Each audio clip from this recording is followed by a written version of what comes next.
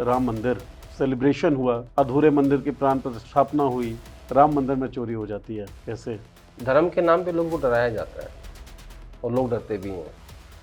लेकिन जो डराने वाले लोग हैं वो भगवान से डरते नहीं हैं। सवाल ये है कि चंपत राय भी अपने आका के लिए क्या ये सब कर रहे हैं? और छोड़ दो, इसमें तुम्हें हम ना पड़े तब भी ठीक है, इसके से लड़ना अच्छी बात नहीं होती। टीएमसी टूटी दिखी हमने, शिवसेना टूटती हुई दिख रही है, डीएमके की तरफ भी भारतीय जनता पार्टी की नजरें भी होंगी। मोदी जी के राज में सांसदों की वैल्यू नहीं है, क्योंकि वो कहते हैं कि तुम मेरे नाम पे जीत के आते हो और जब मैं अंदर घुसूँ तो तुम ताली बजाओ, तुम्हारा ये काम है। धर्मेंद्र प्रधान ये कह रहे हैं कि राहुल गांधी का कोटा में जाना, बयान देना नीट पेपर लीक पे, ये सब दहशत फैलाने जैसा है। कितने बच्चों के, उनके परिवारों के, उनके माँ बाप के सपनों में पानी फिर जाता है रातों रात। वो दहशत नहीं है? बार बार कहते हो ना मोदी की गारंटी, दीजिए ना। दो नहीं गारंटी। तिवारी जी का एनकाउंटर जो बिहार में हुआ, उसको लेकर भी सम्राट चौधरी से सवाल बीजेपी के लोग भी पूछ रहे हैं। तो इस इनफाइटिंग को आप कैसे देख रहे हैं? कंट्रोल कम हो रहा है क्या?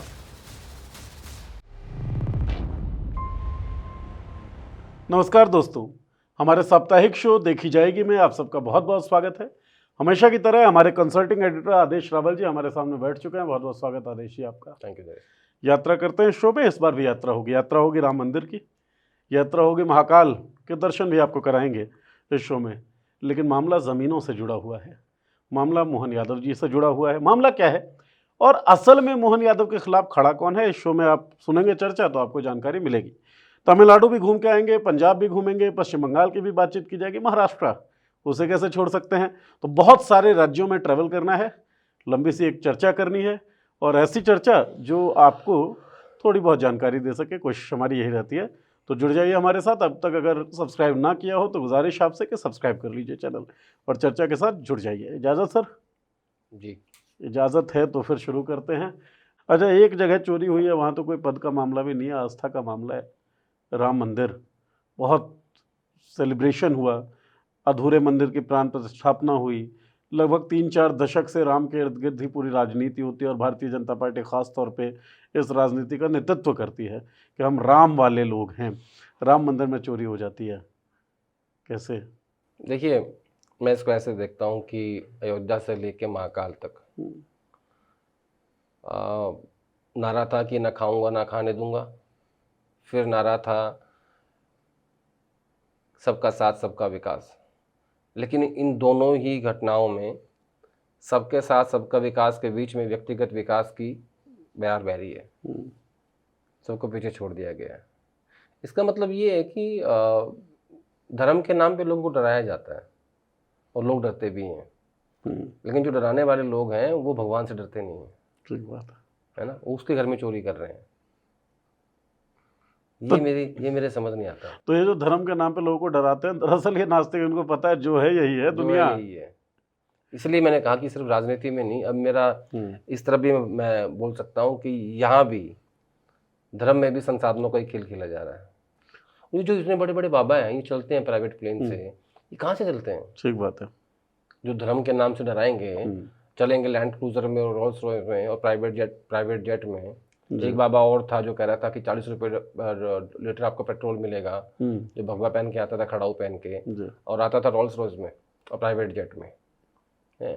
उसकी दाढ़ी भी काली थी, अब कहीं नज़र नहीं आता वो। एक और था श्री, वो भी ऐसे ही करते थे, वो भी चलता है प्राइवेट प्लेन में। कहाँ से आते हैं प्राइवेट प्लेन? मुझे तो नहीं लगता कि ग्लोबल चार्टर आता हुआ ऑलमोस्ट 1200 करोड़ का। जी, आ कहाँ से रहा है? 1200 करोड़ का जहाज खरीद रहे हो। ठीक बात है। 6 करोड़ की रोल्स रॉयस खरीद रहे हो। तो ये भी जो खेल है ना, धर्म वाला खेल भी है, संसाधन का, ये भी संसाधनों का है। एक जो आजकल चल रहा है वो शास्त्री, क्या नाम है उसका, धीरेंद्र, वो भी चल रहा है प्राइवेट प्लेन से। कल कलौंडा, एक सतुआ बाबा चले थे, आपने देखा ही होगा। कल कलौंडा भी दिखा रहा है कि मैं पता नहीं, मैं यूं सब कुछ। ठीक है, मतलब तो ये इस देश के शरीफ गरीब भोले लोगों का फायदा उठा के उनको लूटते हैं। फिर प्राइवेट प्लेन में चलेंगे, महंगी महंगी गाड़ियों में चलेंगे, और फिर ज्ञान पे लेंगे। शरीफ गरीब लोग जो हैं वो सार्वजनिक उपक्रमों में, चाहे ट्रेन हो चाहे बस में, धक्का मुक्की करके इनके दरबार में आए, पर्ची कटवाएं और ये रोल्स रॉयस में बैठे हैं, चार्टर प्लेन्स में बैठे हैं। यही पूरा मैकेनिज्म चल रहा मुझे है। कौन सा ऐसा बाबा है जो गरीब हो? नहीं, गरीब तो है ही नहीं कोई। जो रुकेंगे 5 स्टार में, ताज के सूट में, प्राइवेट प्लेन में, रोल्स रॉय में, मर्सिडीज में, लैंड क्रूजर में। डराते किसको है? आम आदमी को। चंदा चोरी भी यही करते हैं, जो लोग दान देते हैं उसको भी इस्तेमाल करते हैं। ठीक बात। ठीक है, और किसी को नहीं पकड़ते। और अब तो ये भगवान से भी ऊपर हो गए हैं, भगवान के घर में भी चोरी कर रहे हैं। मैं हमेशा एक बात कहता हूँ कि उसकी लाठी में आवाज़ नहीं आती, थोड़ा डर जाओ, जब मारेगा ना आवाज़ नहीं आएगी। और अति सर्वत्र वर्जेत, धार्मिक किताबों में लिखा गया है। दूर से मारता है वो। तो यहाँ भी डर का खेल है और संसाधनों का खेल है। वहाँ की तरह जहाँ की हम पहले बात कर रहे थे, यहाँ भी जो मुख्य लक्ष्य है वो संसाधन है। अच्छा, और वहाँ की तरह एक और चीज़ है, अभी मुक्तेश्वरानंद जो हैं शंकराचार्य, उनका एक बयान आया कि चंपत राय के पीछे क्यों पड़े हुए हैं। चंपत राय ईमानदार आदमी हैं क्योंकि वो वफादार हैं, और वफादार व्यक्ति ईमानदार नहीं होता। वफादार थे इसीलिए उस पद तक पहुँचे। सवाल ये है कि चंपत राय भी अपने आका के लिए क्या ये सब कर रहे हैं, और वो आका कौन है? तो इसके तार भी आपको जुड़ते दिखते हैं क्या? नहीं, देखिए, अगर इसकी अगर आप करके SIT जांच करवा लो, ये कर लो, वो कर लो, कुछ करा लो आप इसका, कुछ नहीं खुलेगा इसमें, कुछ भी नहीं निकलेगा। ऐसा क्यों? क्योंकि इसमें सब ऐसे लोग इन्वॉल्व हैं जो सिस्टम चलाते हैं। आपको याद है हरियाणा का वो वाई पूरन सिंह का एनकाउंटर जी, और उसके बाद फिर एक दूसरा एनकाउंटर हुआ उसमें, उसके बाद से वो कहानी दब गई, कुछ निकला उसमें नहीं, क्योंकि उसमें सिस्टम इन्वॉल्व था। ऐसा ही ये है, जहाँ सिस्टम इन्वॉल्व होता है ना, वहाँ कुछ नहीं निकलता। खबरें बनेंगी 5-6-7 दिन, 10, खबरें भी नहीं बनेंगी। मतलब जितना चलना होगा वो असली खबर तो है ही नहीं। हाँ, असली खबर नहीं, ये तो खबर ही नहीं है जो सामने है कि चोरी हुई है जी, ये असली खबर नहीं है, खबर कुछ और ही है। बियॉन्ड द हेडलाइंस जो बात होती है वो बात कभी बाहर भी नहीं आती, और जिनके लिए होती है वो तो कभी नहीं आती। ठीक बात है। अब यूपी का ही मामला है, एक कहानी सुना देता हूँ आप, छोटी सी। इरशाद। बड़े अफसर, उनके घर में वाइट वॉश हो रहा था, यूपी में सरकारी घर में। तो जो वाइट वॉश कर रहे थे उन्होंने देखा कि एक ऐसा ही बड़ा बक्सा रखा था, उन्होंने खोल लिया, वो पैसों से भरा हुआ था, फिर लेके फरार। अफसर साहब वाइट वॉश वाले, जिस जो आदमी दिहाड़ी पे काम कर रहा है 500 रुपये की, और उसको इतना बड़ा बक्सा मिल जाए। SIT को बोला गया, STF को बोला गया, उन्होंने जाके कैसे कैसे पता नहीं कहाँ से रिकवर किया। ऐसे ऐसे अफसर हैं। फिर भी सवाल नहीं उठेगा कहाँ से आया ये बक्सा भरा पैसा? सिस्टम का पार्ट भाई साहब, सिस्टम वही चला रहे हैं। ठीक बात है। और राम मंदिर वाले मामले में तो चंदा चोरी वाले मामले में, चंदा चोरी तो सिंपल वर्ड, वो आसान भाषा है जो फेंका गया है। दूसरा कोई वर्ड इजाद करो, और कहानी असली ये नहीं है। चंदा चोरी कर कौन रहा है, सामान पहुंच किसके पास रहा है, असली बेनिफिशियरी कौन है, लगातार पहुंच रहा है, आका कौन है, जो अभी किशोरानंद भी कह रहे हैं। वही मैं कह रहा हूँ ना। अपने सिस्टम पे आते हैं और सिस्टम किस हद तक इन्वॉल्व है। तो ब्रजभूषण शरण सिंह जैसा जो नेता है जिसके खिलाफ महिला पहलवान बैठी थी, वो भी कह रहा है कि हमसे मत बुलवाइए, बहुत बड़े बड़े लोग इसमें शामिल हैं। सब जानते हैं, सबको पता है। क्या पता किसी मठ में जा रहा हो, क्या पता किसी के घर जा रहा हो। ठीक बात है। पता है आपको? छोड़ दो, इसमें तुम्हें हम ना पड़े तब भी ठीक है। सिस्टम से लड़ना अच्छी बात नहीं होती। सिस्टम से लड़ना अच्छी बात बेशक ना हो, लेकिन जितनी जानकारी होगी और जो सवाल होंगे वो तो पूछे ही जाएंगे। वो हमारी तरबियत भी रही है और वो हमारा तरीका भी रहा। दर्शकों को भी पता है, आपको भी पता है, हमको भी पता है। बहरहाल चलिए, मंदिर और महाकाल और राम मंदिर दोनों से थोड़ा सा आगे निकलते हैं। बंगाल TMC टूटी दिखी हमने, महाराष्ट्र शिवसेना टूटती हुई दिख रही है, DMK की तरफ आप भी इशारा कर रहे हैं, और हम पहले भी बात कर चुके हैं कि DMK की तरफ भी भारतीय जनता पार्टी की नज़रें भी होंगी। 360 का लक्ष्य, वो लक्ष्य क्यों है ये बाद में, लेकिन पहले DMK की तरफ क्या नज़रें हैं और किस तरीके से उसे फैसिलिटेट करवाएंगे? देखिए, BJP को किसी भी सूरत में 360 सीटें करनी है, उनको परिसीमन करना है और उनको संविधान संशोधन करना है। 2024 से पहले एक नारा दिया गया था कि अब की बार 400 पार, और कई नेताओं के मुंह से ये बात निकल गई अपने भाषणों में कि हम संविधान चेंज कर देंगे, बदल देंगे जी। वो बात विपक्ष ने अच्छे से कैरी की और कहा कि देखिए इन लोगों को 400 सीट इसलिए चाहिए क्योंकि ये संविधान बदलना चाहते हैं जी। तो विपक्ष को वो मुद्दा मिल गया। राहुल गांधी ने संविधान की कॉपी उठाई और हर जगह वही बात जाके बोलने लगे कि इनको 400 सीट इसलिए चाहिए क्योंकि ये संविधान बदलेंगे और जो आप लोगों का आरक्षण है ख़त्म कर देंगे उसको। वो बात इतनी दूर तक चली गई कि बीजेपी को लोगों ने 240 पे लाके रोक दिया। सरकार नहीं बनाने दी अपने दम पर, अपने दम पे इस थर्ड टर्म में।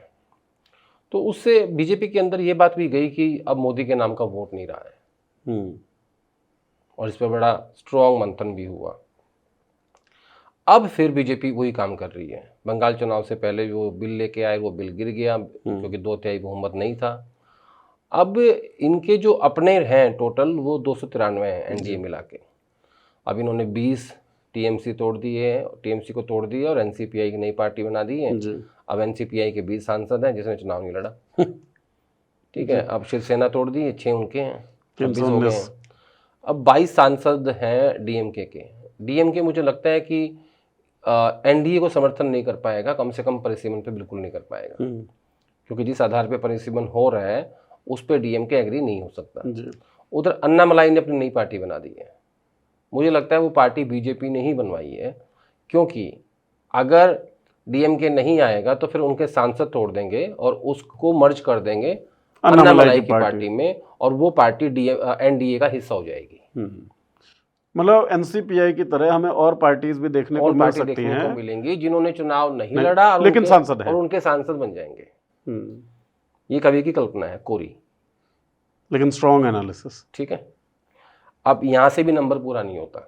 341 के आसपास अगर 22 के 22 मिल जाते हैं तो। हाँ, लेकिन मुझे ऐसा लगता है कि बीजेपी के पास पूरा प्लान है और वो मॉनसून सेशन में नंबर पूरा कर देंगे। लेकिन आप तो डिकोड करते हैं, और अगर किन्हीं कारणों से मॉनसून सेशन में नहीं हो पाया तो विंटर सेशन में हर हाल में ये परिसीमन को जो है लागू कर देंगे। लेकिन एक सेकेंड, 543 से सीधा 850 सीट। ठीक है, इनकी तैयारी पूरी है डिलिमिटेशन की। इनको कहाँ कहाँ कैसे करना है, किसकी बाउंड्री हटानी है, किसके जातिगत समीकरण तोड़ने हैं, किसके धर्म के समीकरण तोड़ने, सब पता है इनको। इनको इम्प्लीमेंट करना है और वो इम्प्लीमेंट हो गया। जब तक विपक्षी पार्टियां समझेंगी ना कि परिसीमन है क्या, तब तक ये चुनाव जीत जात के सिस्टम पैक कर देंगे और विपक्षी पार्टियों के बड़े नेताओं को इसमें सबसे ज्यादा नुकसान होगा, इनविंसिबल हो जाएंगे उसके बाद तो परिसीमन। लेकिन सर देखिए, आप डिकोड करते हैं चीज़ों को। विंटर सेशन की आपने बात की, विंटर सेशन से पहले राज्यसभा के चुनाव, उत्तर प्रदेश के 10 सदस्य जो हैं उनका मेंबरशिप जाएगा। इस बार उत्तर प्रदेश से 10 के 10 बीजेपी नहीं ला सकते, बीजेपी के सांसदों की बात कर रहा हूँ, तो राज्यसभा में तो इनका नंबर गिरेगा। और आप जो कह रहे हैं कि इनके पास पूरी प्लानिंग है, अगर 22 के 22 आ जाते हैं डीएमके में और 20 टीएमसी वाले, 6 आपके उद्धव गुट वाले, उसके बाद भी 341 हो रहे हैं, अब भी 19-20 सांसद चाहिए, तो बिना सपा में सेंध मारे तो लाना बड़ा मुश्किल रहेगा। क्या सपा में सेंध मार पाएंगे? आपको लग रहा है सपा को ज़्यादा उनके पास कोई जैकेट है बुलेट प्रूफ? देखो, इसमें वो सब आएंगे जिन केसेस में फंसे हुए हैं, जिनके ऊपर ईडी की गाज गिर सकती है, जो सीबीआई में फंस सकते हैं या फंसे हुए हैं, या इनकम टैक्स में फंस सकते हैं, फंसे हुए हैं, और इन सब में भी जो नहीं है ना, फिर उनको खरीद दो। लोभ, मतलब पहले डर, दबाव, तीसरे नंबर पे लोभ है, कॉम्बो पैक है। अब टीएमसी के सांसदों को लगभग 40 लाख का ऑफर है, 40 करोड़ का जी, ठीक है, 15 करोड़ का ऑफर है। ऑफर क्या जा चुके हैं? 50 करोड़ का है वहाँ भी, महाराष्ट्र में 15 तो पहले दे दिए ना, एडवांस में 15, कैश डाउन 15 है। तो इतना पैसा कोई भी सांसद या कोई भी विधायक कमा सकता है 5 साल में? कमा तो सैकड़ों करोड़ भी सकते हैं। नहीं कमा पाते। अच्छा, कुछ तो कमाते ही हैं। ये जो सरकारें हैं, ये जो सरकार है मोदी जी की, इसमें इससे पहले सांसदों की वैल्यू हुआ करती थी। मोदी जी के राज्य में सांसदों की वैल्यू नहीं है क्योंकि वो कहते हैं कि तुम मेरे नाम पे जीत के आते हो और जब मैं अंदर घुसूँ तो तुम ताली बजाओ, तुम्हारा ये काम है, तुम मोदी मोदी करो। उनकी मंत्री भी नहीं सुनते हैं। जब वो जाते हैं क्षेत्र में काम करने के लिए। तो बहुत सारे रिpercussions हैं। तो ये जो लोभ है ना, ये भी एक बड़ी चुनौती है। तो अब ये कहाँ से पूरा करेंगे? डीएमके से करेंगे, समाजवादी पार्टी से करेंगे, जीएमएम से करेंगे, आरजेडी से करेंगे, ठीक है। उससे इससे एक चीज़ और भी हो रही है इनके लिए, उससे इंडिया अलायंस भी जो है वो डिस्टर्ब हो रहा है। राइट। हाँ, क्योंकि आपका थोड़ा थोड़ा फ्रैक्शन तो जाता जा रहा है ना। अच्छा, एक बात बताइए, आपके पास कांग्रेस की तो खबरें रहती हैं पुख्ता तौर पर, 99 तो सांसद इनके भी हैं, तो यहाँ से भी कुछ आपको लग रहे हैं आसार? नहीं, जब व्यक्तिगत आप बड़ा कांग्रेस इनके लिए लास्ट ऑप्शन होगा, अंतिम। क्योंकि इतना आसान नहीं है जो कांग्रेस में उसको तोड़ने के लिए। क्योंकि कांग्रेस का जो विचारधारा का व्यक्ति है, हालांकि कुछ होती है विचारधारा के डेट में, जो उसकी जो कॉन्स्टिट्यूंसी है या जहाँ वो रहता है जो है, मतलब लास्ट कांग्रेस में जब कमी बचेगी तो तब उसको टच करेंगे वो, अदरवाइज टच नहीं करेंगे। कांग्रेस इज लास्ट ऑप्शन, वो उससे पहले ही पूरा कर लेंगे।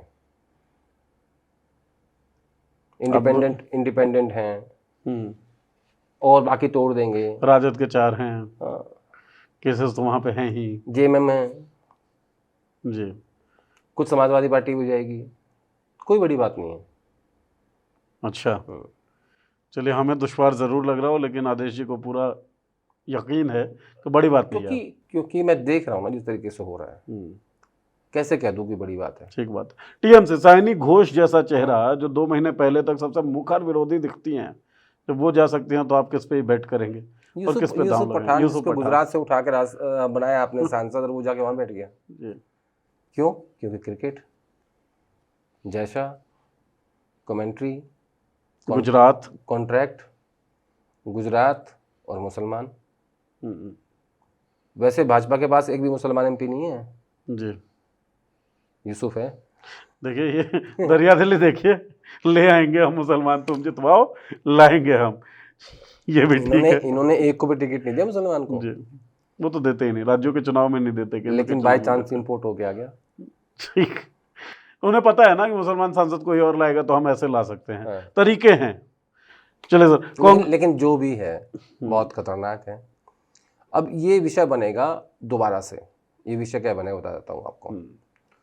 ये फिर से बात जाएगी, विपक्षी पार्टियां कहेंगी, राहुल गांधी कहेंगे कि देखो ये फिर से संविधान बदलने वाले हैं, ये आरक्षण को खत्म करने वाले हैं, इसीलिए ये सभी पार्टी के सांसद तोड़ के 2/3 बहुमत इकट्ठा करके संविधान को कमजोर करेंगे।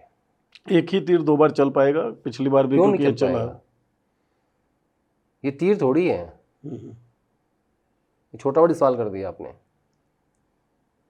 ये तो मतलब बेसिकली ये इस पूरी घटना की सच्चाई है। हो क्या रहा है? क्यों आपको सांसद तोड़ के संविधान संशोधन की आवश्यकता है? क्योंकि आप जानते हैं कि हम बिना परिसीमन के, और परिसीमन सिर्फ बाउंड्री नहीं जी, बिना सीटें बढ़ाए हम चुनाव नहीं जीत सकते। ये बीजेपी को पता है। 24 में आस हो गया था, 24 में तो हो गया था, 29 में ये बिना सीट बढ़ाए, बिना 850 सीटों के चुनाव नहीं जीत पाएंगे। और ये उन सीटों को बढ़ाएंगे ऐसे कि जिसका ज़्यादा जो मेजर पार्ट होगा वो नॉर्थ इंडिया में होगा, इसीलिए डीएम के साथ नहीं आ सकता। अच्छा, मुझे तो ये लगता है कि पिछली बार जब ये लेकर आए थे बंगाल चुनावों से पहले, उस वक्त नंबर्स भी नहीं थे, एक इंट्रोडक्शन कर रहे थे, तो थोड़ा बहुत फ्लेक्सिबल भी थे कुछ चीज़ों को लेकर के, नहीं हम समान अनुपात में बढ़ाएंगे। अगर नंबर्स हो गए तब तो सारे नियम कायदे भी इनके अपने। मैं उसको ऐसे नहीं देखता। वो उसमें क्या कर रहे थे, वो उसमें बार बार ना महिला की बात कर रहे थे, महिला आरक्षण की बात कर रहे थे। तो मुझे लगता है कि उनका वो ज़्यादा फोकस बंगाल चुनाव के ऊपर था कि वहाँ की महिलाएं बहुत प्रोग्रेसिव होती हैं, बहुत पढ़ी लिखी होती हैं। तो वो चाहते थे कि बंगाल में ये संदेश जाए कि विपक्षी पार्टियां जो हैं ये महिला आरक्षण बिल को रोक रही हैं, ताकि हमें इसका फायदा मिले। जिस बीजेपी को उनको ये बात का पता नहीं था कि हमें 300 से 360 का नंबर चाहिए जो हमारे पास है नहीं, वो खुद क्यों बेइज्जत होंगे इस मामले में? तब उनका मकसद कुछ और था, अब जो कर रहे हैं मकसद कुछ और है। तो वही छोटी छोटी घटनाओं को अलग तरीके से देखने की ज़रूरत पड़ेगी, जैसे अन्नामलाई की पार्टी जो आपने एक्सप्लेन भी किया कि उसके पीछे क्या हो सकता है। बहरहाल कांग्रेस की बात भी कर रहे थे हम बीच में, छात्रों की गूंज, नया कैंपेन लॉन्च हुआ है और आप कह रहे हैं कि प्रियंका गांधी के भविष्य को लेकर भी बहुत सारी चीज़ें तय उनकी होंगी। निगरानी में ये कार्यक्रम लॉन्च हो रहा है।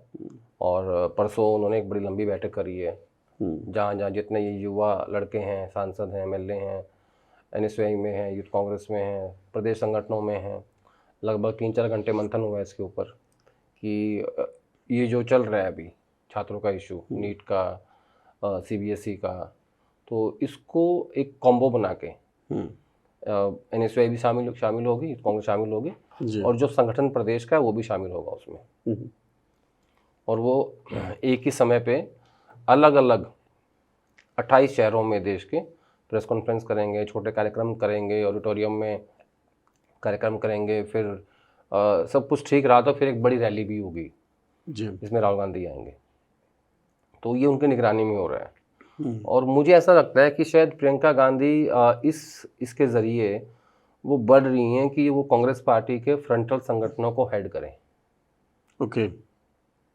जो फ्रंटल संगठन हैं, आईवाईसी, एनएसयूआई, आईवाईसी, एनएसयूआई, महिला कांग्रेस और सेवा दल, इन सब को हेड करें, मुझे ऐसा लग रहा है। मतलब ऐसी कोई पोजीशन तो वैसे है नहीं ना? उनके पास कोई पोजीशन नहीं है, वो सिर्फ जनरल सेक्रेटरी विदाउट पोर्टफोलियो। तो मुझे लग रहा है कि शायद इस तरफ ये कवि की कल्पना है अगेन कि शायद वो आने वाले समय में फ्रंटल्स की हेड बन जाए। तो उसकी तैयारी यहाँ से हो रही है। अच्छा, कांग्रेस लगातार नीट पेपर लीक जो हुआ उसके बाद प्रोटेस्ट तो कर ही रही है, आईवाईसी भी कर रहा है, एनएसयूआई भी कर रही है लगातार, तो बातचीत आपकी हो रही होगी। और कॉकरोच जनता पार्टी इधर जंतर मंतर पे वो लोग लगे हुए हैं छात्रों की मांग को लेकर ही। तो आपको लगता है छात्रों की गुण सफल हो पाएगा? कितना अनुमान, क्या सक्सेस फेल्योर? नहीं, देखिए, कार्यक्रम का सक्सेस या फेलियर तो अपने हाथ में नहीं होता, ठीक है ना। ये है कि किसी भी संगठन को कोशिश करते रहना चाहिए कि वो अगर एक कार्यक्रम के जरिए 5 लोगों तक भी पहुंच पाती है तो सफलता है उसकी।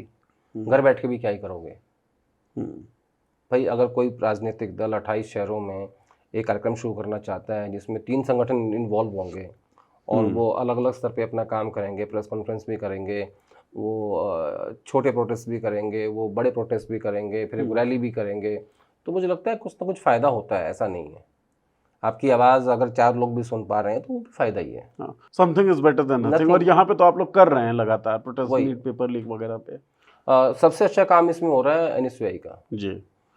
एनएसयूआई लगातार नीट के विषय पे डिफरेंट राज्यों की राजधानियों में कार्यक्रम कर रहा है।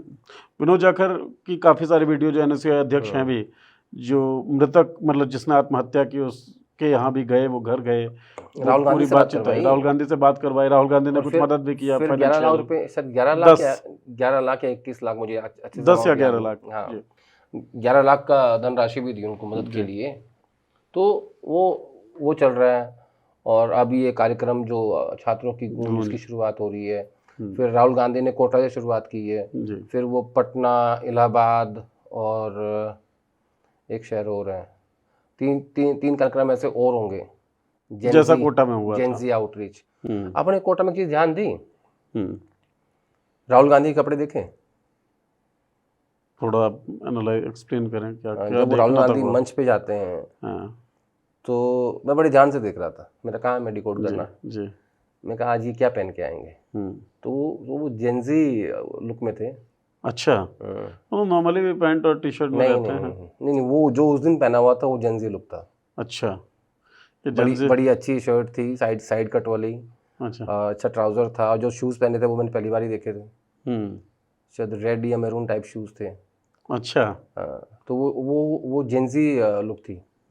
मुझे लगता है कि उनके सलाहकार ने उनको कहा होगा कि यहाँ आप ऐसे नहीं जा सकते टी शर्ट और कार्गो में, जो वो हमेशा पहनते हैं। कनेक्टिविटी के लिए आपको जहाँ आप जा रहे हैं आपको वैसा ही पहनना पड़ेगा। तो मैंने इसको देख के और समझा, तो मुझे लगा नहीं जेंजी लुक है। अच्छा, कोटा वाली बात आप कर रहे हैं, इसलिए बीच में ये सवाल आ गया। धर्मेंद्र प्रधान ये कह रहे हैं कि राहुल गांधी का कोटा में जाना, ये प्रदर्शन करना, बयान देना नीट पेपर लीक पे, ये सब दहशत फैलाने जैसा है।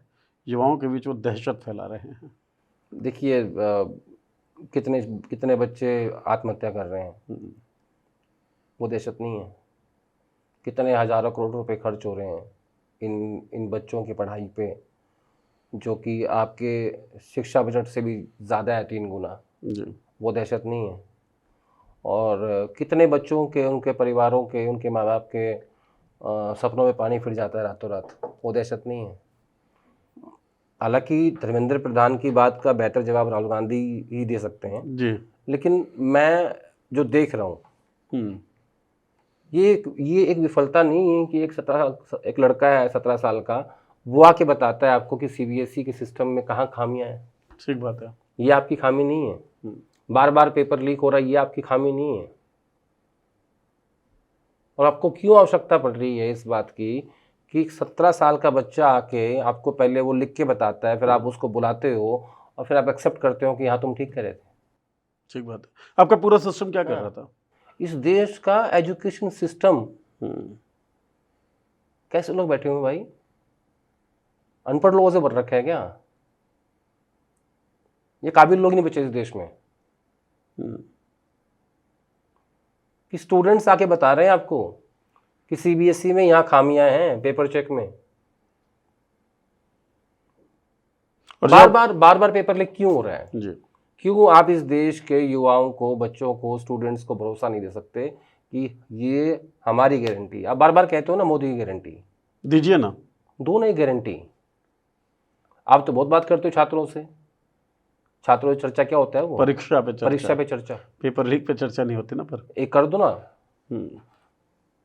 कहो कि मोदी की गारंटी है पेपर लीक नहीं होगा, मोदी की गारंटी है कि सीबीएसई में धांधली नहीं होगी पेपर चेकिंग में, ओएसएम बिल्कुल ठीक होगा। वहां तो गारंटी नहीं देता कोई। गारंटी ये वहां देते हैं जहां जवाबदेही नहीं होती।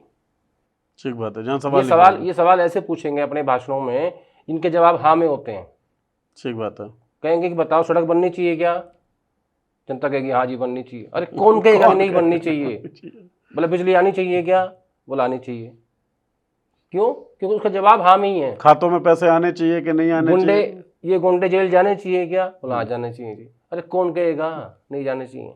सही बात है। आप पूछो ना एक बार, पेपर लीक होना चाहिए क्या? तब लगेगा पता। गारंटी दो पेपर लीक नहीं होगा। चर्चा करो किसमें? मन की बात में। पेपर लीक पर। पेपर लीक पर। परीक्षाओं पे छोड़ दीजिए। परीक्षाओं की तैयारी बच्चे कर रहे हैं, जब देने जाते हैं तो पेपर लीक हो जाता है। तो चर्चा की जरूरत पेपर लीक पर है, परीक्षाओं पर नहीं। अच्छा, आपने रिसोर्सेज की बात की थी ना, ये पूरा जो ओएसएम है, उस लड़के ने जिस तरीके से समझाया, वहाँ भी मामला तो पैसों का ही था। आपने टेंडर बांटे और टेंडर जिस कंपनी को दिया बच्चों को जी लूट रहे थे वहाँ। रीचेकिंग वीचेकिंग के नाम पे लगातार। चलिए, पंजाब की हमने बात की थी कि यात्रा पंजाब की तरफ भी होगी, और पंजाब पे आप लगातार मुख्तारी से लिख भी रहे हैं। सर, क्या चल रहा है पंजाब कांग्रेस में? फिर अब पहले आप बताएं, पंजाब कांग्रेस का चल क्या रहा है मामला? देखिए, पंजाब कांग्रेस में जो भी चल रहा है, इन्होंने बहुत देरी कर दी है। देरी मतलब बहुत देरी। कांग्रेस ने जून जा चुका है, आपके पास मुश्किल से 5 महीने बचे हैं, और 5 महीने में किसी भी पार्टी का कैंपेन जो है वो उठ नहीं पाता। अब जो नया प्रदेश अध्यक्ष बनेगा, 1 महीना उसको लगेगा लोगों को घर घूम घूम के कहने के लिए कि साहब मैं नया प्रधान हूँ और मेरे साथ चलो, मेरे साथ काम करो। जी ठीक है, निकल गया। अब दलित बना दिया तो जट सिंह नाराज, जट सिंह बनाया तो दलित नाराज, कोई इकट्ठा नहीं चल सकता। तीसरा, ये काम आपको 1 साल पहले करना चाहिए था, ताकि आपके प्रचार के तंत्र को काम करने का पूरा मौका मिलता, आपके नए अध्यक्ष को एडजस्ट होने का पूरा मौका मिलता। हमने ये बात लास्ट आपके शो में भी की थी कि कैसे प्रदेश अध्यक्षों को लास्ट में आके हटा दिया जाता है। फिर उसके पास टाइम नहीं होता और फिर आप चुनाव हार जाते हो और फिर वो घर बैठ जाता है। तो 3-4 सालों तक जिस बंदे में आप विश्वास आरोपित करते हैं, फाइनल टाइम पे ही आप उसे हटा रहे हैं, तो उसकी टीम वो भी डिमोटिवेटेड रहेगी। तो इसमें ना बहुत सारे लोचे हैं, लेकिन मुझे ऐसा लग रहा है कि जैसे राहुल गांधी अक्सर अपनी बैठकों में ये कहते हैं कि वो चाहते हैं कि उत्तर भारत में एक दलित चीफ मिनिस्टर बने, और उसकी संख्या सबसे ज़्यादा, उस कम्युनिटी की संख्या सबसे ज़्यादा पंजाब में है।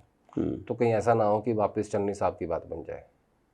अच्छा, एक चीज़ आपने ट्वीट पे लिखा था कि ये भगवंत मान और अकाली तख्त वाला जो पूरा मामला है, अकाल तख्त वाला, इसका असर कांग्रेस पर भी पड़ेगा। क्या असर पड़ेगा वो मामले को बताते इसका हुए? असर ये था कि अकाल तख्त जो है ना वो डायरेक्टली अकालीस के साथ जुड़ा हुआ है। और अकाल तख्त ने ये कहा कि भगवंत मान जो हैं वो हमारे ग्रंथों का या हमारे भगवान का अपमान कर रहे हैं। इसके बदले में कल एक FIR हुई गुड़गांव में, जिसमें बताया गया कि फॉरेंसिक लैब की रिपोर्ट को चेंज करने के लिए पंजाब पुलिस के लोगों ने 10 लाख रुपए दिए। ठीक है, अब अगर भगवंत मान के सामने किसी जट सिख को ना दें तो नुकसान कांग्रेस पार्टी की हो सकता है, क्योंकि फिर जट सिख जो है ना वो चला जाएगा अकाली के पास। मैंने इसलिए कहा था ये। लेकिन क्या होता है, राजनीति में समीकरण रोज चेंज होते हैं, खबरें रोज बदलती हैं। तो अब मुझे ऐसा लग रहा है कि राजा वड़िंग का हटना तय है अध्यक्ष पद से। ये मुझे बिल्कुल कंफर्म लग रहा है, राजा वड़िंग का। और मुझे बहुत ज़्यादा संभावना लग रही है कि चरणजीत सिंह चन्नी को ही प्रदेश अध्यक्ष बनाया जाएगा, लेकिन CM किसी को घोषित नहीं करेंगे। कंबाइंड लीडरशिप में चुनाव होगा। फेस CM का कोई घोषित नहीं होगा। चरणजीत चन्नी के पास प्रदेश चला जाएगा, अध्यक्ष होंगे। ठीक है, राजा को वहां से हटा देंगे। अब वो दिल्ली में एडजस्ट करेंगे या वहीं पे एडजस्ट करेंगे पंजाब के अंदर ही, वो राजा की इच्छा के ऊपर होगा। जहां वो चाहेंगे वैसा हो जाएगा। आपको लगता है राजा की इच्छा प्रदेश अध्यक्ष छोड़ने की होगी? नहीं, किसी की नहीं होती। तो उसके बदले में कोई और पद? हाँ, वो कहेंगे कि मुझे दिल्ली में जनरल सेक्रेटरी बनना है, वही बन जाएंगे। वो कहेंगे मुझे कैंपेन कमेटी चीफ बनना है, पंजाब में रहना, वही बन जाएंगे। मुझे याद आता है, देखी जाए कि ही एक शो में आपने कहा था कि जो गांधी फैमिली है वो उनके टफ टाइम्स में जो उनके साथ खड़ा होता दिखता है वो उनके साथ खड़े होते हैं। राजा वड़िंग का प्रदेश अध्यक्ष बनना भी ऐसा ही एक टफ टाइम था जब चन्नी साहब विदेश चले गए थे। उस वक्त प्रॉब्लम्स में थी पार्टी। अभी जब राजा से जब बातचीत हुई ना राहुल गांधी की, उसने उसके बाद क्या कहा उनको, वो बताऊंगा अगले शो में। ऐसे मत छोड़िए, क्योंकि एक बार फैसला हो जाने दो। अच्छा, जो हमने बताया अभी दर्शकों को कि ऐसा होने जा रहा है, अगर ऐसा हो जाता है ना, फिर मैं आपको एक कहानी सुनाऊंगा बहुत बढ़िया, राजा और राहुल गांधी की, उनके बीच में क्या बातचीत हुई। ठीक है। जो आपने कहा ना कि गांधी परिवार कैसे टफ टाइम को याद रखता है, आपकी बात हो रही है, मैंने उसी से जुड़ी कहानी सुनाऊंगा आपको फिर। ठीक, कि किस तरीके से कितने शार्प नेता होते हैं, कैसे वो अपनी बात रखते हैं, कैसे वो त्याग की मूर्ति बनते हैं। और सब लोग ऐसे भी नहीं होते। कुछ लोग अड़ियल होते हैं जो अपना सब कुछ खो बैठते हैं। कुछ लोग बहुत एड़ा बन के पेड़ा खाते हैं और सब ले जाते हैं लूट के। बताइए, ये एड़ा बन के पेड़ा राजा वड़िंग या फिर क्या? नहीं, वो जो भी हो, वो आप, मैं आपको सुनाऊंगा बहुत बढ़िया कहानी।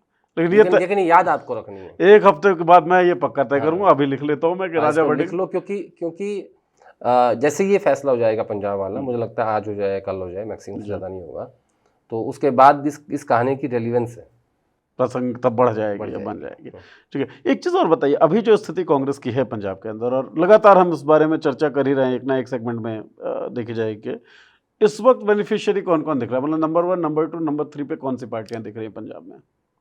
नहीं, नंबर 1 पे तो सबको पता है भगवंत मान, सिटिंग सरकार है उनकी, आम आदमी पार्टी है, मजबूत भी है, मजबूत भी है। सांसद चले गए, इसके बावजूद कोई ऐसा नहीं पड़ा है। नंबर 2 पे कांग्रेस है। अच्छा, लड़ाई सीधी वहाँ कांग्रेस वर्सेस आम आदमी पार्टी। लेकिन आपने कहा ना जैसे अकाल तख्त वाला मामला है, जट सिख नहीं आता तो अकालियों के पास जा सकता है। वो राजनीति में बहुत सारी धारणाएं होती हैं, ये होगा तो ये हो जाएगा और ये होगा तो ये हो जाएगा। उन तर्कों के लिहाज से ही फैसले लिए जाते हैं। ये जो तर्क दिया गया था कि भाई अगर हमने जट सिख को नहीं बनाया तो हमारे पास से अकाली के पास जट सिख भाग जाएगा, लेकिन ये तर्क किसी के फायदे के लिए तो हो सकता है जो जट सिख हो। इस तर्क से चन्नी तो नहीं बनता। ठीक बात है। फिर एक डिफरेंट तर्क आया। वो तर्क क्या था? वो ये था कि आम आदमी पार्टी गरीबों की सरकार है, गरीब उनसे जुड़ता है, और इधर चन्नी के फेवर में सर्वे जा रहे हैं। वो कह रहे हैं कि गरीब इनसे भी जुड़ता है। ये सिर्फ दलितों के नेता नहीं है, पंजाब का गरीब इनको साथ अपने आप को अटैच महसूस करता है चन्नी के साथ सर्वे फेवर में। हाँ, वो आपने लिखा भी है और वो है जी। ठीक है, तो तर्क होते हैं राजनीति में। तर्क भी बदलते रहते हैं, स्थितियाँ भी बदलती रहती हैं। बदलती हुई स्थितियों पर ज़रूर बात होगी, और राजा और गांधी के बीच क्या बात हुई उस बारे में भी हम बातचीत करेंगे। वैसे आदेश जी, ये तो बिल्कुल अब प्रूवन फैक्ट है कि धरती गोल है, तो हम इस शो को थोड़ा सा गोल करेंगे। एक सवाल जो मेरे दिल में रह गया था वो अब मैं पूछ लेता हूँ और अंतिम सवाल के रूप में। हम बात कर रहे थे इनफाइटिंग की बीजेपी के अंदर, चाहे हिमंता बिस्वा शर्मा की खबर जो पवन खेड़ा ने जो आरोप लगाए वो भी अंदर से ही आई थी, आपने ही कहा। मोहन यादव की खबर जो अब बाहर आ रही है वो भी अंदर से ही आ रही है। इधर राम मंदिर में जो चंदा चोरी, हालांकि आप कह रहे हैं ये शब्द थोड़ा छोटा है और ऑब्वियसली बहुत छोटा है ये, लेकिन बीजेपी के, हाँ डकैती भी, फिर तो डकैती भी छोटी लग रही है सर कुछ और बड़ा ही याद करना पड़ेगा। तो इसके खिलाफ भी जो प्रोटेक्टिव लोग हैं बीजेपी को लेकर वो भी खड़े हैं। और इधर तिवारी जी का इनकाउंटर जो बिहार में हुआ उसको लेकर भी सम्राट चौधरी से सवाल बीजेपी के लोग भी पूछ रहे हैं। तो इस इनफाइटिंग को आप कैसे देख रहे हैं? देखिए, जब किसी भी कंट्रोल कम हो रहा है क्या? कंट्रोल, मैं वही कह रहा हूँ, जब किसी भी राजनीतिक दल को लंबे समय तक वो राजनीति में रहता है तो उसका कंट्रोल छूटने लगता है। आपको याद है पीएम ने एक ट्वीट किया था, ये कहा था कि ये फेक खबर है जी। 12 साल में पहली बार प्रधानमंत्री को ट्वीट करके कहना पड़ा कि ये फेक खबर है। क्यों? आपके पास तो इतनी लंबी चौड़ी टीम थी, कर क्या रही थी पीएमओ की, पार्टी की, सरकार की जी। आप देखो सीबीएसई के मसले पे जब स्टूडेंट्स जाके टीवी में बैठ रहे थे, अपनी बात बोल रहे थे, तब क्या हो रहा था? उत्तराखंड में जो इनफाइटिंग चल रही है बीजेपी की, रोज खबरें प्लांट होती हैं दूसरे के खिलाफ, वो आपके कंट्रोल में नहीं है। असम आपके कंट्रोल में नहीं है, मध्य प्रदेश आपके कंट्रोल में नहीं है, हरियाणा आपके कंट्रोल में नहीं है। ठीक है, तो धीरे धीरे आपका कंट्रोल छूटने लगता है। और उधर जो कॉर्पोरेट इनफाइटिंग चल रही है वो अलग है, वो तो सबके सामने है ही है। यानी अगर एक कॉर्पोरेट हाउस दूसरे पे सवाल खड़ा करता है तो सवाल खड़े करने के बाद ईडी पहुंच जाती है जी, अनिल अग्रवाल जी, वेदांता हैं। जेपी ग्रुप को आप खरीदते हो अपने हिसाब से, सारा वो खरीदने वाले हो। तो ये मैं इसलिए बोल रहा हूँ कि ये सब चीज़ें इंटरकनेक्टेड हैं। तो पूरा जो पीएमओ की टीम चेंज होती है, किरण जोशी एंड ऑल, तो चीज़ें कमज़ोर तो हो रही हैं, कमज़ोर हो रही हैं, कंट्रोल छूट रहा है और संख्या बढ़ती जा रही है, संख्या बढ़ती जा रही है। मीडिया में खबर जो है वो छप रही हैं, और अगर नहीं छप पा रही हैं तो दूसरे माध्यम से बाहर आ रही हैं, लेकिन आ रही हैं। थोड़ा थोड़ा कुछ कुछ आने लगा है, और जो चीज़ें बहुत कंक्रीट पहले दिखती थी उसमें लीकेज सा तो दिख रहा है। लीकेज भी दिखता है, और मुझे लगता है कि लुटियंस की हवाओं में जो डर था थोड़ा सा वो कम हो गया, अब रहा नहीं है। 75 से ऊपर वैसे भी मार्गदर्शक बना दिए जाते हैं। कुल मिला के ये कह सकता हूँ मैं आपको कि इकबाल में भारी कमी आई है। इकबाल में भारी कमी आई है, इस स्टेटमेंट की आप कड़ी निंदा करते हैं, समर्थन करते हैं, ये आपको बताना है। बहरहाल आज हर हर महादेव के नगरी की बात करते हैं। महाकाल, उज्जैन, मध्य प्रदेश, मोहनलाल यादव, 168 एकड़ ज़मीन, कीवर्ड्स मैंने बताए हैं सर। और खबरें दर्शकों तक पहुंच गई होंगी, लेकिन खबरों के अंदर की खबर क्या है वो आप बताएंगे। आपने बहुत सारे ट्वीट किए, मैं देख रहा था। आप कह रहे हैं कि इनफाइटिंग है, अंदर से ही कोई है जो मोहन यादव को के खिलाफ खड़ा हुआ है। कौन है अंदर से, क्या है पूरा मामला, दोनों चीज़ें बताइए। नहीं, देखिए, ये जो मामला है ज़मीन का, ये काफ़ी मामला पुराना है। लगभग 6-8 महीने से इसकी जानकारियाँ घूम रही थी मार्केट में, और भोपाल से लेकर दिल्ली तक सबको पता था कि वहाँ पे क्या हुआ है उज्जैन में। कितनी ज़मीन परचेज़ की गई है, परिवार के लोगों ने करी है, और कहाँ कहाँ करी है, इसकी सब जानकारी वहाँ की ब्यूरोक्रेसी के पास थी, विपक्षी पार्टियों के पास थी, और वहाँ के एक बड़े हिंदी अखबार के पास भी थी जिसका मुख्यालय वहाँ पे है, भोपाल। और 6 महीने से उनके पास ये डॉक्यूमेंट पड़े हुए हैं, लेकिन उन्होंने एक खबर नहीं छापी। और जितनी प्रमुखता से विपक्षी पार्टियों के नेताओं को ये खबर उठानी चाहिए थी, या बतानी चाहिए थी, या इसका बड़ा मुद्दा बनाना चाहिए था, क्योंकि वो राष्ट्रीय पार्टी कांग्रेस पार्टी दिल्ली में आके भी इस विषय को उठा सकते थे जी।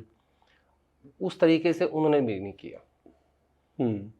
फाइनली एक दिल्ली के अंग्रेजी अखबार एक्सप्रेस ने खबर छापी, और खबर अब हम सबके सामने है कि किस तरीके से जहाँ जहाँ से सड़क गुजरने वाली थी जी, या जहाँ जहाँ पे विकास होने वाला था, वहाँ पे वो ज़मीनें सीएम साहब के परिवार ने पहले ही परचेज़ कर ली, और सब उनके घर के लोगों के नाम है।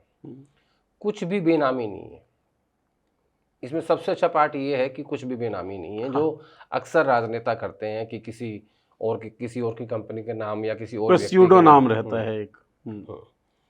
तो सब परिवार के नाम है। और फाइनली ये खबर छपी दिल्ली के अंग्रेजी अखबार में और उसके बाद से विवाद खड़ा हो गया। अब मुझे याद नहीं आता है कि पिछले 12 सालों में ऐसी कौन सी खबर दिल्ली की नेशनल मीडिया ने छापी है जिसका इतना ज़्यादा इम्पैक्ट हुआ। अच्छा, इंडियन एक्सप्रेस जिस अखबार ने छापी है उसके लिए कहा भी जाता है रामनाथ गोयनका जो है वो इंदिरा गांधी के खिलाफ जो इमरजेंसी के खिलाफ एक आंदोलन हुआ उसमें भी सक्रिय थे, बहुत मुखर थे, संघ के करीब भी माने जाते रहे हैं और आजकल उनके पोते मेरे हिसाब से वो चलाते हैं। कहा जाता है कि बीजेपी से काफ़ी नज़दीकी है। तो बीजेपी से नज़दीकी एक अखबार में इस तरह का इन्वेस्टिगेशन, क्या ये एक आधार देता है? देखिए, एक्सप्रेस ने यूपीए 1 और यूपीए 2 के दौरान भी अच्छी खबरें छापी और उस दौर में जब हम लोग सीख रहे थे, मैं काफ़ी यंग जर्नलिस्ट था, तो तब ये होता था कि एक्सप्रेस की छपी हुई खबर को टीवी कैरी किया करते थे और हर बड़ी खबर उस दौर में एक्सप्रेस में ही छपी जी। चाहे वो कोयला घोटाला था, चाहे वो 2G घोटाला था, जो आरोप थे, चाहे वो आर्मी के कूच करने की बात थी, कूप करने की बात थी, ठीक है, ये सब चीज़ें वहीं पे छपती थी। लेकिन उसके बाद से जैसे ही मोदी जी आए सत्ता में तो उसके बाद से एक्सप्रेस ने कोई ऐसी खबरें करना बंद पड़ गया था। हाँ, मतलब बहुत लंबे अरसे के बाद ये देखा है। तो पहली बात तो ये है कि मध्य प्रदेश के मुख्यमंत्री मोहन यादव जी को लेकर जो खबर छपी है ये भाजपा का अंदरूनी झगड़ा है। कौन है अंदर, उस पर बाद में आएंगे। अच्छा, सबसे पहली बात ये है कि झगड़ा अंदरूनी है। ठीक है। दूसरा, मुझे ये बात हजम नहीं होती कि ऊपर वालों से पूछे बगैर दिल्ली का एक बड़ा अंग्रेजी अखबार ये खबर छाप सकता है, जिस तरीके का नियंत्रण है मीडिया पे उसके बावजूद। तो मुझे लगता है कि ऊपर वालों से पूछ के खबर छापी गई है और जब पूछ के खबर छपी है और अनुमति मिली है तो इसका मतलब ये है कि मोहन यादव की कुर्सी जो है वो खतरे में है। अच्छा, मतलब एक तरफ धर्मेंद्र प्रधान के इस्तीफे की मांग चल रही थी, एक इस्तीफा हमको शायद देखने को मिल सकता है। नहीं, मैं सिर्फ परिस्थितियों की बात कर रहा हूँ और खोल के आपके सामने रख रहा हूँ। सर्कमस्टेंशियल कंक्लूजन है ये। मध्य प्रदेश के एक बड़े हिंदी अखबार के पास 6 महीने से ये खबर थी, उन्होंने नहीं छापी। डिफरेंट कारण हो सकते हैं उसका पहला कारण हो सकता है कि भाई क्योंकि दोनों को भोपाल में ही रहना है, विज्ञापन का भी एक बड़ा फैक्टर रहता है कि भाई अखबार में विज्ञापन नहीं आएगा, पैसा नहीं आएगा, सैलरी कहाँ से जाएंगी, ठीक है, क्योंकि आजकल जो प्राइवेट विज्ञापन है वो काफ़ी कम हो गया है। तो ये वाला महत्वपूर्ण फैक्टर है। फिर दूसरा फैक्टर विपक्षी पार्टी का है कि कांग्रेस पार्टी ने भी इतनी मुखरता से इस खबर को नहीं उठाया। तो इस हिसाब से जब आप देखोगे तो दिल्ली की अनुमति से अंग्रेजी अखबार ने खबर छापी है और ये दर्शाता है कि सीएम साहब की जो कुर्सी है वो खतरे में है। तो आप जो बोल रहे थे कि बाद में, तो अब बताइए ना। देखिए, 6 महीने तक खबर आपने कहा कि पड़ी रही एक हिंदी के अखबार के पास। सिंपल सी बात है, 2 ही बड़े नेता हैं वहाँ के, जो एक हैं कैलाश विजयवर्गीय बैटिंग वाले, दूसरे हैं शिवराज सिंह चौहान, ठीक है, चौहान साहब तो केंद्र में आ गए। बट हम ये नहीं कह रहे हैं कि इन्होंने छपवाई होगी, टॉकिंग पॉइंट्स दे रहे हैं, नंबर 1। नंबर 2, इन सब के करने के बावजूद भी परमिशन तो ऊपर से लेनी पड़ी ना, लेनी पड़ी होगी, क्योंकि उसके बिना हो नहीं सकता, उसके बिना पॉसिबल नहीं लगता मुझे। तो इतना सिंपल खेल नहीं है। अच्छा, जब मोहन यादव बनाए गए चीफ मिनिस्टर तो कहीं पे रेस में थे नहीं, कहीं कोई ऐसा नाम नहीं था, एकदम से बनाए गए और भारतीय जनता पार्टी के बारे में कहा भी जाता है कि जो टॉप लीडरशिप है वो पिक एंड चूज़ करती है कि भाई ये आदमी जो है इसको रखेंगे, और आरोप ये लगते हैं कि ताकि प्रदेश को वो चला सके। तो पिक एंड चूज़ किए गए थे ना मोहन यादव, फिर ऊपर वालों ने क्यों सहमति दी होगी? नहीं, देखिए, पिक एंड चूज़ किए गए थे, लेकिन है तो इंसान ही। अब उनकी तरफ से कहा जा रहा है कि ये तो पहले से ही इसका ये काम करते हैं, रियल एस्टेट में काम करते हैं जी। लेकिन जब आप चीफ मिनिस्टर बन जाते हो ना तो आपको वो तमाम काम छोड़ने पड़ते हैं जिसमें आपके ऊपर आरोप लगे। अब कोई मुझे ये कह रहा था कि इसमें लीगली कुछ नहीं है, कोई नेता था बड़ा विपक्षी पार्टी का, उन्होंने कहा लीगली कुछ नहीं है। मैंने कहा राजनीति में लीगल कुछ होता ही नहीं है, सब कुछ लड़ाई तो नैरेटिव और परसेप्शन की है और नैतिकता की है जी। जब जनता के बीच में ये खबर जाएगी कि मुख्यमंत्री ने अपनी पत्नी, अपने बेटे और अपने परिवार के बाकी लोगों के नाम 168 ज़मीन खरीदी है और वहीं से सड़क निकलेगी, तो मामला बिल्कुल साफ साफ है ना। कॉन्फ्लिक्ट ऑफ इंटरेस्ट हाँ, दिखता है सीधे तौर पे। सब दिख रहा है। तो उसमें लीगल लड़ाई तो कहीं आती ही नहीं है। ठीक बात है। तो मुद्दा बनाने वाली बात, आप कितना बना पा रहे हैं। पिक एंड चूज किया था, सब कोई करते हैं ये लोग, लेकिन मुझे ऐसा लगता है कि मध्य प्रदेश में दोनों ही तरफ, कांग्रेस के भीतर भी और भाजपा के भीतर भी बड़े भारी भरकम नेता हैं जी, मतलब बड़े नेता हैं काफ़ी। कुछ घर बैठे हैं, कुछ सत्ता में हैं, कुछ को बैठाने वाले हैं, ऐसे चलता रहता है वहाँ पे। तो मैं ऐसा सोचता हूँ इसमें कि इस बीजेपी की आपसी लड़ाई में इस बार दिल्ली, और ये एक बात का संकेत और भी देता है नीरज कि बीजेपी के अंदर भी अब इन फाइटिंग खुल के बाहर आने लगी है, जो पहले नहीं आती थी, जो पहले अखबारों तक नहीं पहुंचती थी, जो पहले टीवी तक नहीं पहुंचती थी। और कल मैं देख रहा था कि वो लोग भी ट्वीट कर रहे थे जो हमेशा प्रोटेक्टिव रहते हैं सरकार पक्ष को लेकर। दो अन्य मामलों में भी ये चीज़ दिखी, हालांकि ये अभी इस पोर्शन का हिस्सा तो नहीं था, लेकिन मैं ऐड कर देता हूँ क्योंकि आपने बात बोली। अयोध्या में राम मंदिर का जो चंदा विवाद है, चंदा चोरी विवाद, वो, और बिहार में जो एनकाउंटर हुआ है, उसके ऊपर भी भारतीय जनता पार्टी को प्रोटेक्टिव जो लोग रहते हैं भारतीय जनता पार्टी के लिए, वो भी अब सवाल उठा रहे हैं। तो इनफाइटिंग तो दिख रही है बीजेपी के खुल के दिख रही है।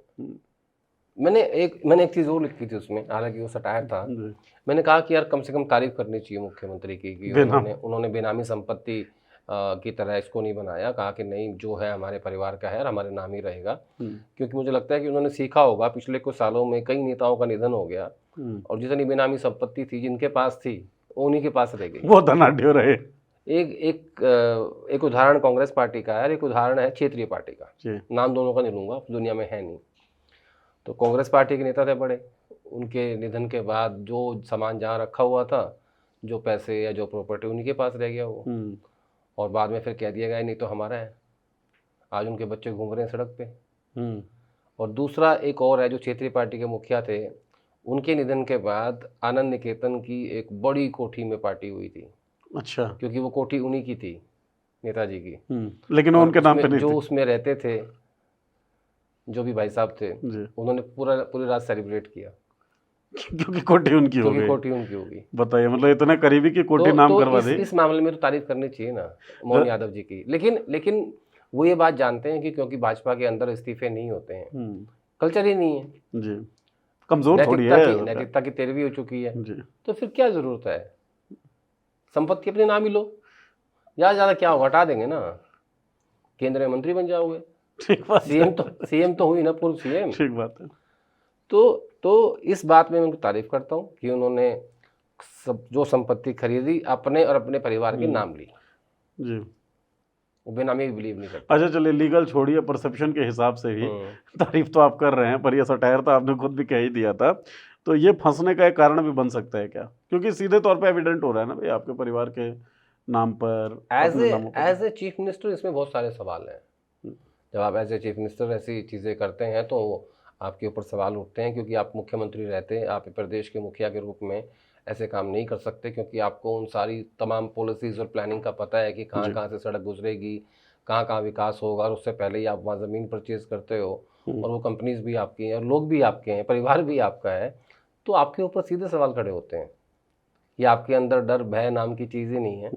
अच्छा, मध्य प्रदेश में एक अलग कल्चर देखा है मैंने, इधर मुख्यमंत्री जी कर रहे हैं, इससे पहले कुछ 200 IAS अफसर थे, उन्होंने भोपाल में जमीन परचेज की थी जो जहाँ से हाईवे गुजर रहा था जी, और उसमें भी कई 100 करोड़ का खेल हुआ था, उसमें भी कुछ नहीं हुआ।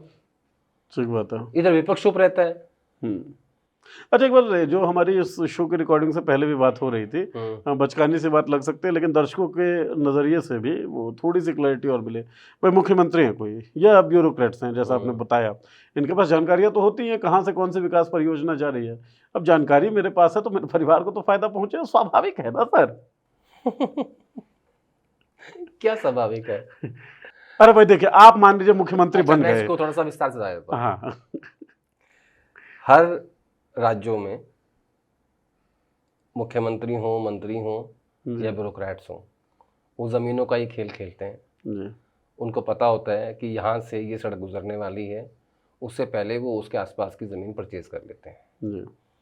अभी किसी को नहीं पता कि ये जो आगे का प्लान आ रहा है कि इसमें सड़क गुजरेगी और ये यहाँ से यहाँ गुजरेगी, तो उससे पहले ही उसके आसपास की ज़मीन जो उसका वहाँ रेट होता है उसमें ले ली। सड़क बनने के बाद नेचुरल है कि उसका रेट डबल जाएगा, घोषणा होने के बाद ही बढ़ने लगता हाँ है। बढ़ने लगती है। तो ये एक सिर्फ मध्य प्रदेश तक सीमित नहीं है, ये हर राज्य में है। एक और ओबीसी चीफ मिनिस्टर हैं बीजेपी के, अच्छा। वो भी लगे पड़े हैं ज़मीनों में, बट वो कर रहे हैं, बेनामी कर रहे हैं। अपने राज्य की बात कर रहे हैं, तो उनका नाम नहीं आएगा। अपने राज्य की बात कर रहे हैं आप? छोड़ो ना, इसमें क्या रखा है, मुख्यमंत्री हैं।